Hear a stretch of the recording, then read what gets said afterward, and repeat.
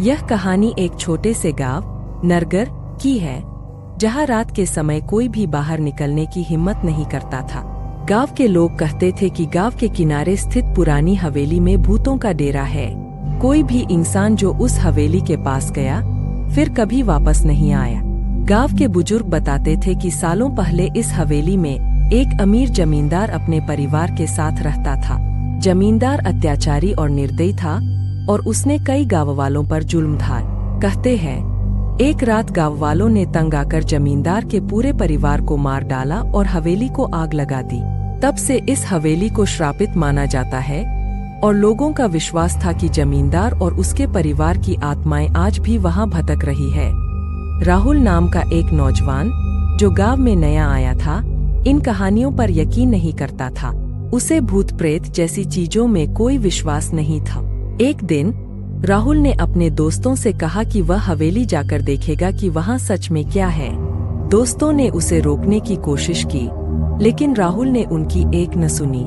रात के समय जब पूरा गांव सो रहा था, राहुल अकेले ही हवेली की ओर चल पड़ा।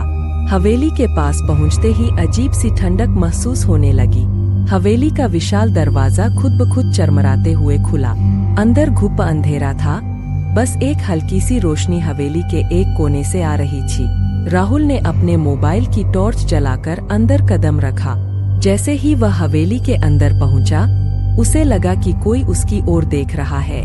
उसे एक परछाई दिखी, लेकिन जैसे ही उसने टॉर्च उस ओर की, परछाई गायब हो गई। अब राहुल को थोड़ा डर लगने लगा, लेकिन वह साहस दिखाते हुए आगे बढ़ता गया। अचानक हवेली के अंदर से किसी के चीखने की आवाज आई। राहुल का दिल जोर से धड़कने लगा।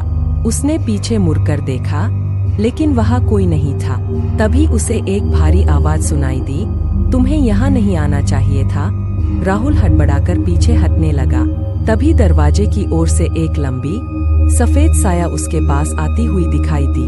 उसके चेहरे पर कोई भाव नहीं थे, बस सूनी आंखों से वह राहुल को घूर रही थी। राहुल के पैर कांपने लगे। वह दरवाजे की ओर भागने लगा, लेकिन जैसे ही वह दरवाजे के करीब पहुंचा, दरवाजा खुद ब खुद बंद हो गया। राहुल ने पूरी ताकत से दरवाजा खोलने की कोशिश की, लेकिन वह हिल भी नहीं रहा था। अब हवेली में हर तरफ से अजीब सी हंसी और फुसफुसाहट सुनाई देने लगी। अचानक हवेली की दीवारों से खून टपकने लगा और फर्श पर परछाइयों का जाल फैल गया। राहुल बुरी तरह से फंस चुका था। उसकी आंखों के सामने अजीब अजीब शक्लें नाचने लगी। हवेली की छत से लटके हुए इंसानों के साए उसके इर्द गिर्द घूमने लगे। किसी की ठंडी उंगलियां उसके कंधे पर रखी गई। जैसे ही उसने पीछे मुड़कर देखा, वही भयानक चेहरा उसकी आंखों के सामने था। अब राहुल चीखने की कोशिश कर रहा था, लेकिन उसकी आवाज गले में अटक गई थी। आखिरी बार उसने दरवाजे की तरफ देखा और एक तेज हवा के झोंके के साथ उसकी आंखों के सामने अंधेरा छा गया। अगली सुबह गांव वालों ने देखा कि हवेली का दरवाजा खुला हुआ है, लेकिन राहुल का कहीं अता पता नहीं था।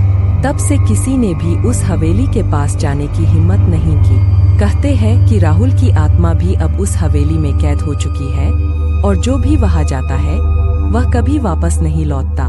गांव के लोग अब भी उस हवेली से दूर रहते हैं।